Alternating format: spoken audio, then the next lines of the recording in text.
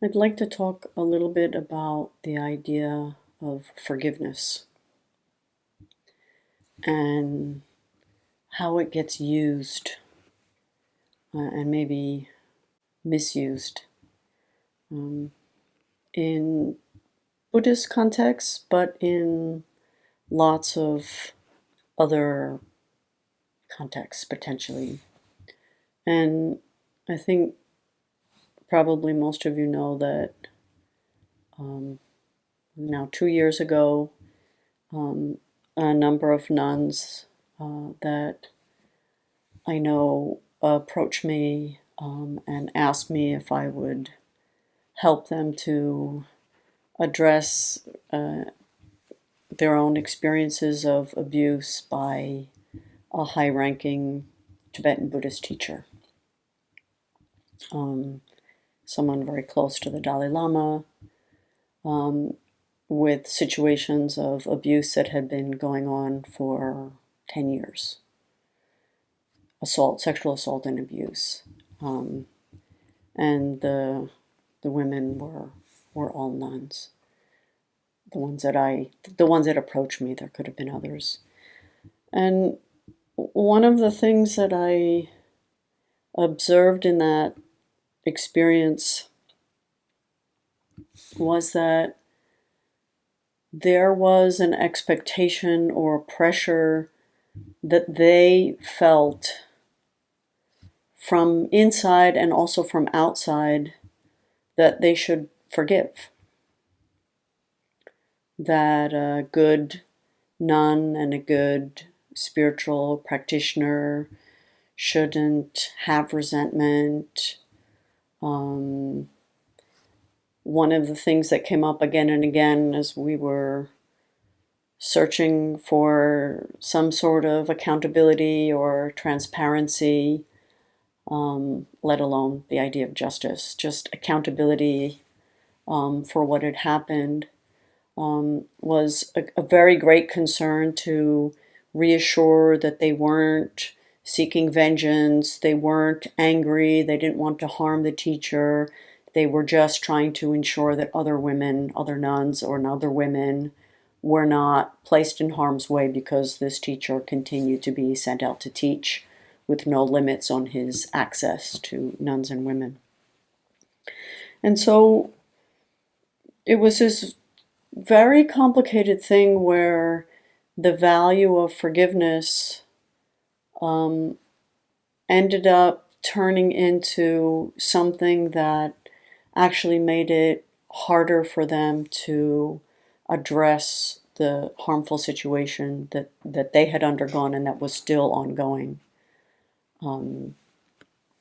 And it became very clear that the idea that we should forgive those who've harmed us could be used as a way to either silence survivors of abuse or put the burden of responsibility for doing work on them.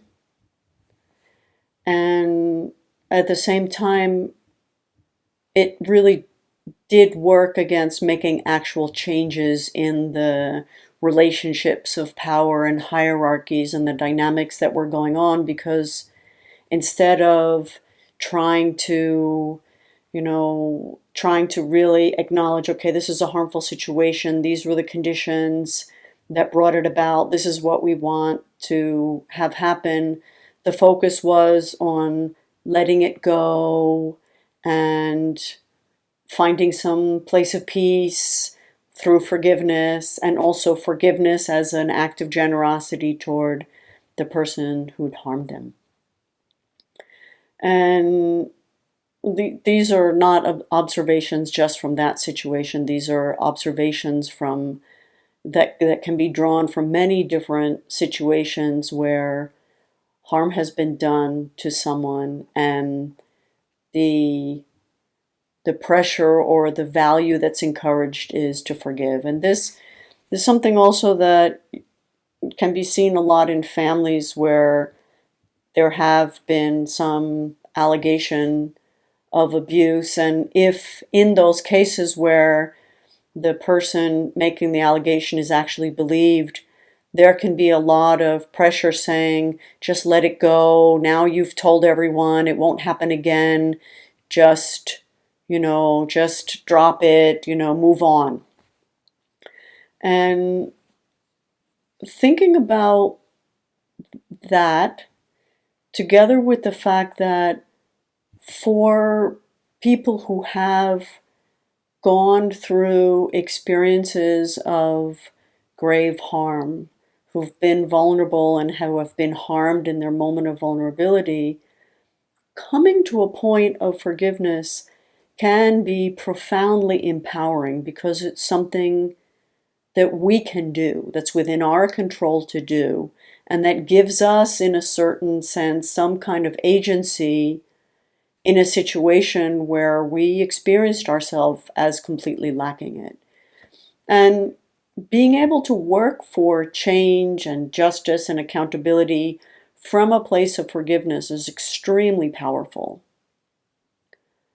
But many times, if we push ourselves or we are expected to forgive early in the process, we never get to that kind of forgiveness where we're empowered. Because instead, we're just re-traumatizing ourselves by urging ourselves to not see all the things that we do when we're trying to forgive unskillfully, where it wasn't so bad, they probably are victims too, I shouldn't, I'm wrong for being angry or being resentful or being hurt. And it exacerbates one of the pieces of the psychological puzzle when we've been seriously harmed, which is that we very easily feel guilty or blame ourselves.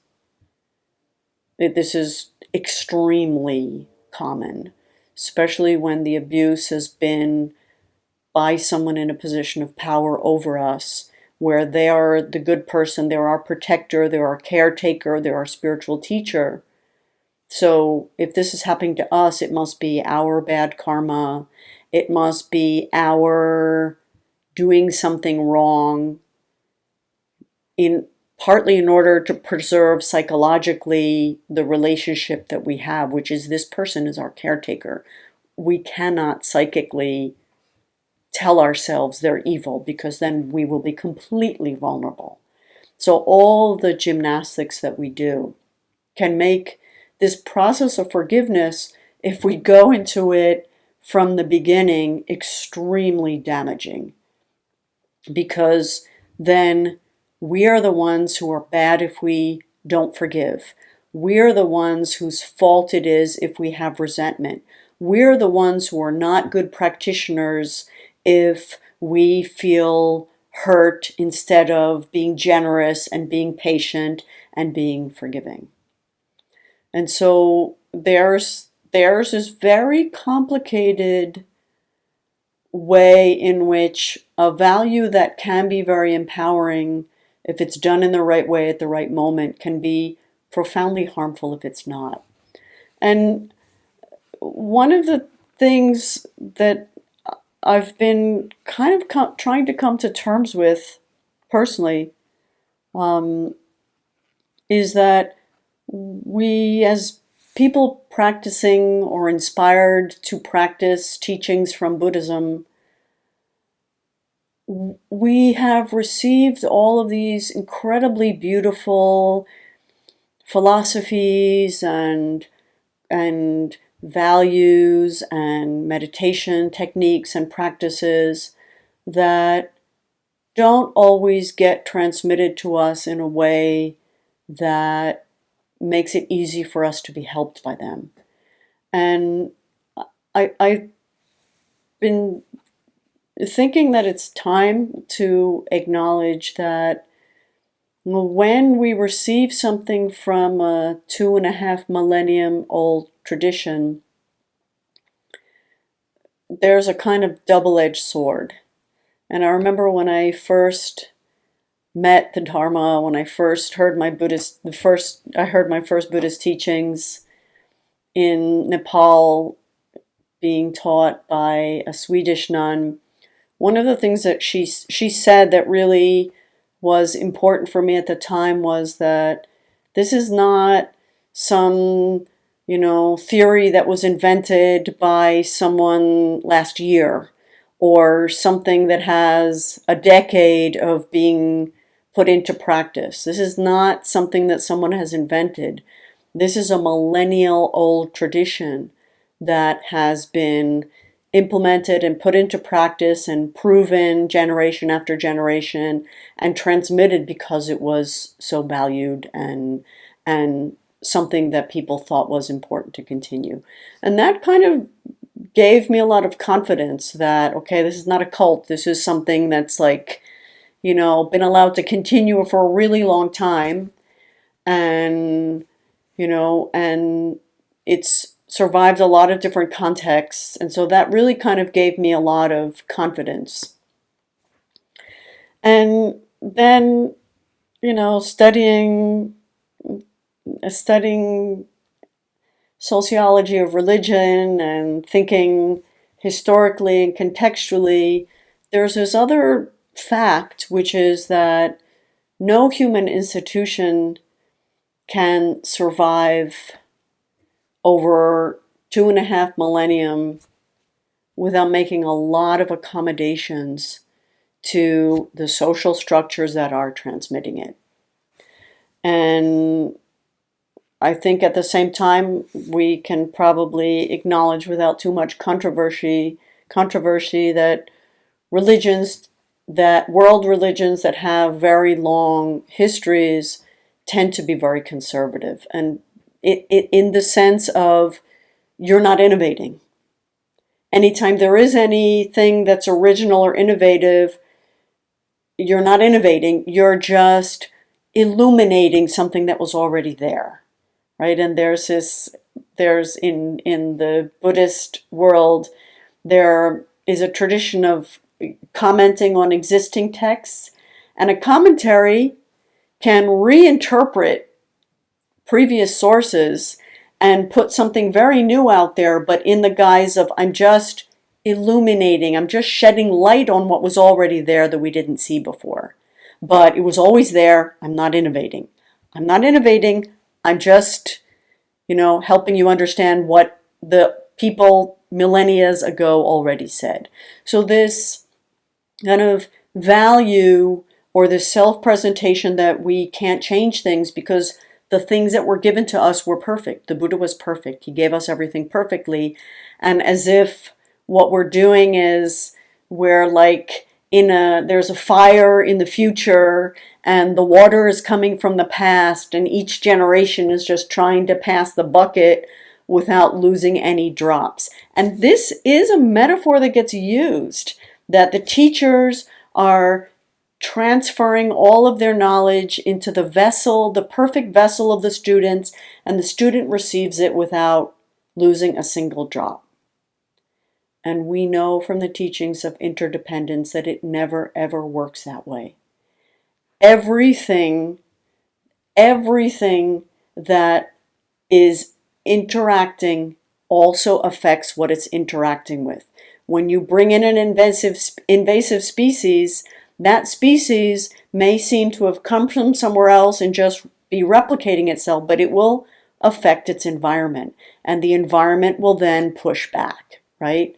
And so we know that the way the teachings get manifested in every generation has to click with people. People have cognitive dissonance all the time. They're filtering all the time through their own culture, through their own value system, through their own gender, through their own social location. That filtering is going on all the time. But there is this self-presentation that nothing new. We're just passing on what happened in the past.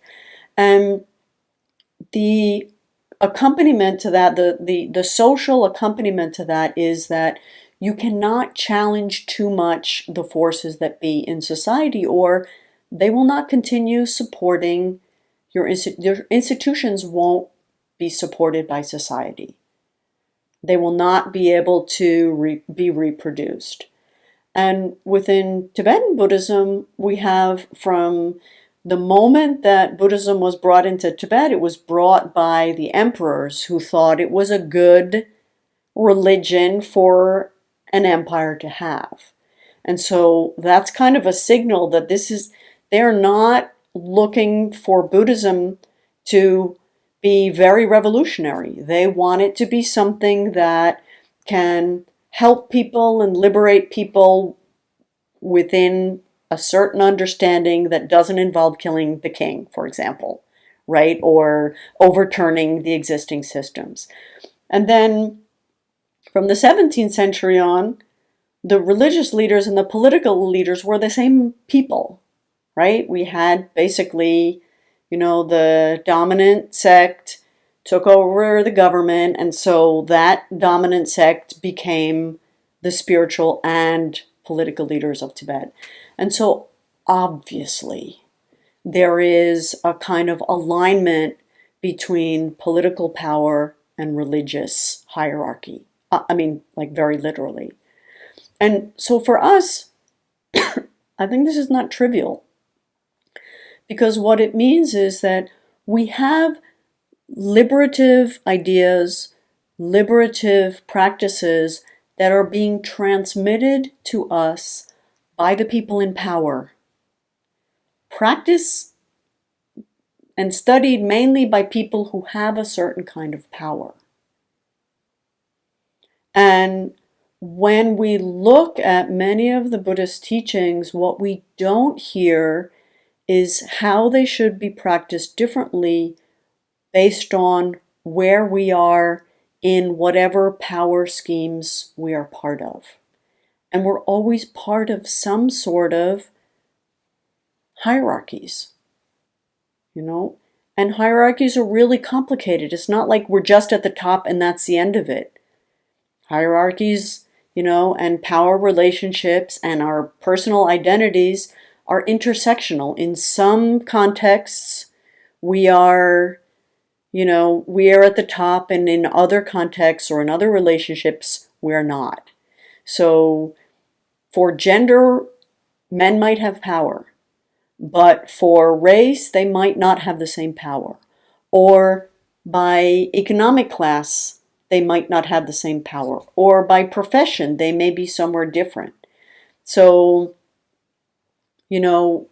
international teachers working overseas are teachers, which is a kind of position of power, but there's a pretty good chance that the social economic class of the students and their parents is different than the socioeconomic class that a teacher was raised in. And if the administration is good, that doesn't become too much of an issue, but it could become an issue. If a student in the class feels that the teacher's power is not used appropriately and the student's parent is an important sponsor in the school or is the son of the ambassador or whatever, things could get a little bit complicated. And then, there are all of the different personal vectors, age, we can be positioned in all different kinds of ways because of power, but most of those are pretty transparent to us. We are very adept at moving from one situation to the next and adjusting how we relate to people. We very seamlessly will speak differently to people who are, our subordinates in a certain situation without feeling like we have a lot of power over them. And then if we're talking with, the director of our department or the director of the school, that will be different than if we're talking to the person who's sweeping the hall outside the classroom, etc. And we don't feel like we're being hypocritical or inauthentic. It's just that the relationships are different in each context. So kind of where I want to come back to is that when we are thinking about how to apply the Buddhist teachings that we are working with, that we're reflecting on, or that we're putting into practice, we have a certain job to do, which is to think about how it is that those teachings apply given different dynamics of harm, of power, of who gets to say what. And this is a way of saying that when we are told, or when we feel like our job is to open ourselves to the presence of others and to be open-hearted, that reads very differently if we are in a vulnerable position relative to the person that we are in the presence of. Very differently. And we can assume that most of the Buddhist texts were written by men. There are some texts written by women, but I doubt anyone has ever been taught those texts or had those texts cited in a teaching in a Buddhist context. Very unlikely to happen until the 20th century. I mean, prior to the 20th century. And they were primarily taught and transmitted by monastics who, this is another vector, the clerical versus lay, that's another power vector. And so the teachings are being created and taught and transmitted by people who are largely located in one kind of range of the power dynamic relative to other people. And this is something for us to keep in mind, because some of the teachings that are encouraging us, and I want to say this because so much of the time we are repeating, maybe I should say I am kind of internalizing and then transmitting teachings and perspectives that I've received that come from a certain position without acknowledging that that's a position that they're moving in or speaking from, and then repeating them as if they were applied for everyone. And I think that there's some work to be done to recognize that the teachings are not acknowledging those kinds of differentials that relationships of power are bringing into the context. And so when our feelings have been hurt, or when we've been someone who's got some position of power over us speaks in a way that is hurtful to us or harmful to us, and we think our job is to drop our boundaries or to get rid of our skin, that can be very different than thinking that our job is to open up as much as we can, understanding that we're mostly opening up to people who are not in positions of power over us.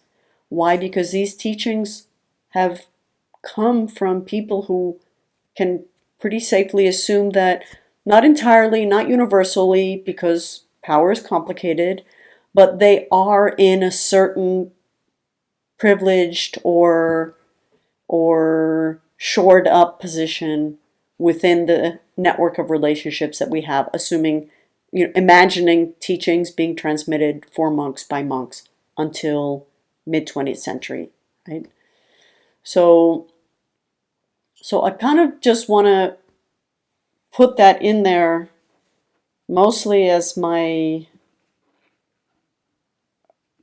kind of as an initial reflection on work that needs to be done for the Buddhist teachings that have value and have healing effects and have a liberatory potential, for them to really work in the kinds of complex positions that we might be practicing them from.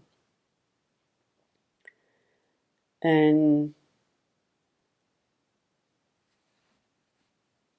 I think that's probably enough reflection to put this topic out there and see what we do with it. So I want to stop now and open the floor for reflections.